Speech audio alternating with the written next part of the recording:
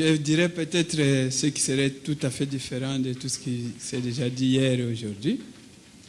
Je m'appelle Zeka Sizo, je suis donc de l'association des Amis du Monde Entier. Et voilà, les Amis du Monde Entier, l'amitié, comme vous le sentez, la recherche d'un rapprochement avec les autres. Ce n'est pas si facile, mais on veut bien le faire. On en a la volonté. Voilà. Donc ici, je ne sais pas si sinon ce n'est pas une proposition, c'est peut-être, mais je parlerai un peu de façon très générale. Donc je proposerai dès le début que ce débat un jour soit vraiment débattu au plus bas niveau avec les petites associations des quartiers. Que la plateforme soit créée pour vraiment comprendre ce que ressentent ceux qui ne sont pas avec nous ici. Mais c'est mieux aussi d'en parler au plus haut niveau comme un forum comme ça. Voilà. Car donc ce dialogue, dans les milieux les plus reculés, est ressenti comme une occasion d'intégration et de rapprochement avec les petites associations. Peut-être que ça sera comme ça, mais c'est vraiment une bonne chose si c'est comme ça. Donc, parce que ces petites associations, souvent, vous les appelez des ghettos, mais ne sont pas vraiment des ghettos, ce ne sont qu'un moment, une déposition de refuge, et parfois pour se défendre un peu contre l'exclusion. Mais ce ne sont pas des ghettos, il manque seulement des rapprochements. Peut-être c'est ça l'occasion de cette plateforme que vous comptez mettre sur pied.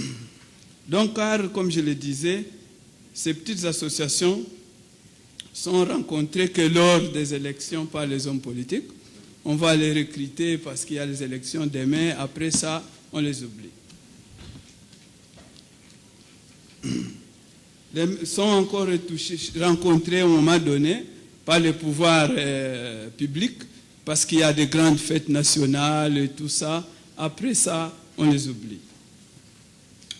Donc, mettre sur pied une action comme ça, une plateforme, des actions permanentes et communicatives, vraiment avec la société exclue, permanente, je l'ai dit, c'est vraiment une occasion pour des petites associations que nous représentons ici.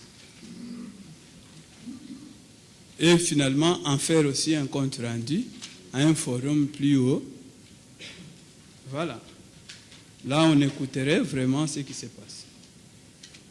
Donc, nous vous encourageons de chercher vraiment au fond de tout ce qu'il y a pour que nous arrivions à mettre sur pied cette idée qui est déjà sortie. Merci. Notre association, je vais bien finir vite là. Excusez-moi, je vais y aller vite alors parce que vous le voulez. Notre association a été créée lors de l'occupation des églises par les sans-papiers en 98. En 98.